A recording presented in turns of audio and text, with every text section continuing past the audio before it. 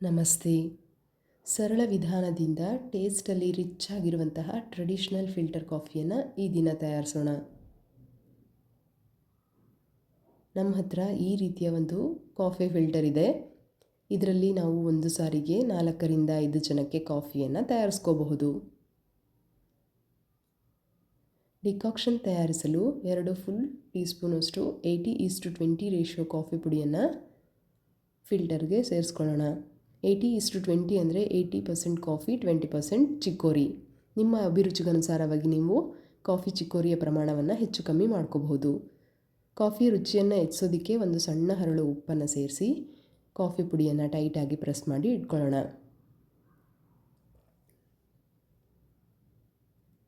ಡಿಕಾಕ್ಷನ್ಗೆ ಬೇಕಾಗುವ ನೀರನ್ನು ಬಿಸಿ ಮಾಡಲು ಒಂದು ಪಾತ್ರೆಯನ್ನು ಬಿಸಿಗಿಟ್ಟು 100 ml ಅಷ್ಟು ನೀರನ್ನು ಸೇರಿಸಿ ಬಿಸಿಯಾಗೋದಕ್ಕೆ ಬಿಡೋಣ.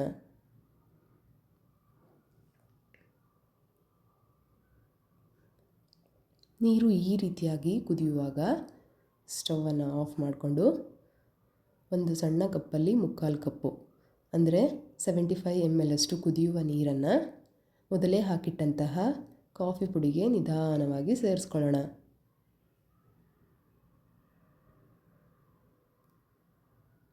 ಇದನ್ನು ಡಿಸ್ಟರ್ಬ್ ಮಾಡದೆ 15 ನಿಮಿಷಗಳ ಕಾಲ ಹಾಗೆ ಬಿಟ್ಬಿಡೋಣ.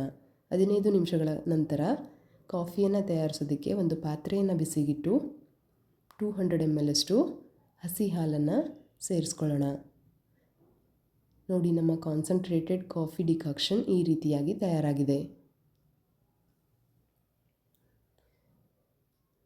ಈ ಡಿಕಾಕ್ಷನನ್ನು 1 ಕಪ್ಗೆ 15 ml ಅಳತೆಯಂತೆ 2 ಕಪ್ಗೆ 30 ml ಸೇರಿಸಿ ಪಕ್ಕಕ್ಕಿಡೋಣ. ಹಾಲು ಕಾಯುವಾಗ ಈ ರೀತಿ ಒಂದು ಚಮಚದ ಸಹಾಯದಿಂದ ನಿಧಾನವಾಗಿ ಆಡಿಸ್ತಾ ಇರೋಣ. ಇದರಿಂದ ಹಾಲಲ್ಲಿ ಕೆನೆ ಫಾರ್ಮೇಷನ್ ಆಗೋದಿಲ್ಲ ಮತ್ತು ನಮ್ಮ ಕಾಫಿ ರುಚಿ ಕೂಡ ಕಮ್ಮಿ ಆಗೋದಿಲ್ಲ. ಹೋಟೆಲ್ಗಳಲ್ಲಿ ಸಾಮಾನ್ಯವಾಗಿ 70:30, 60:40 ರೇಷಿಯೋದಲ್ಲಿ ಅವರು ಕಾಫಿ ಪುಡಿಯನ್ನು ಬಳಸ್ತಾರೆ. ಇದರಿಂದ ನಾವು ಕುಡಿಯುವ ಕಾಫಿ ಅತ್ಯಂತ ರುಚಿಯಾಗಿರುತ್ತೆ. ಚಿಕ್ಕೋರಿಯ ಪ್ರಮಾಣ ಹೆಚ್ಚಾದಂತೆ ಅದು ನಮ್ಮ ದೇಹದಲ್ಲಿ ಅನೇಕ ಅಲರ್ಜಿಕ್ ಸಮಸ್ಯೆಗಳನ್ನು ತರೋದ್ರಿಂದ ಚಿಕ್ಕೋರಿ ಪ್ರಮಾಣ ಕಮ್ಮಿ ಇದ್ದಷ್ಟು ಒಳ್ಳೆಯದು. ಈ ರೀತಿ ನೊರೆಯಾದ ನಂತರ ನಮಗೆ ಬೇಕಾಗುವಷ್ಟು ಸಕ್ಕರೆ ಅಥವಾ ಬೆಲ್ಲವನ್ನು ಈ ಹಂತದಲ್ಲಿ ಸೇರಿಸ್ಕೊಳ್ಳೋಣ. ನಾನು ಇಲ್ಲಿ 2.5 ಟೀ ಸ್ಪೂನಷ್ಟು ಆರ್ಗ್ಯಾನಿಕ್ ಬೆಲ್ಲವನ್ನು ಬಳಸ್ತಾ ಇದ್ದೀನಿ.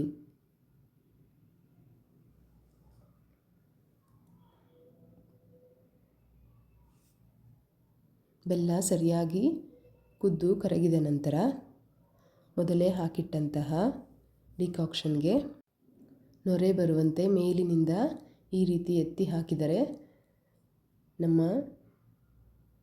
Filter coffee ತಯಾರಾಗುತ್ತೆ.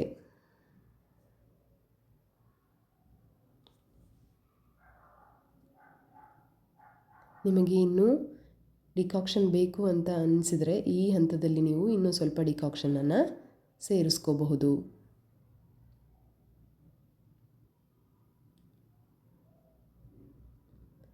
Cheers to the coffee lovers. ವಂದನೆಗಳು.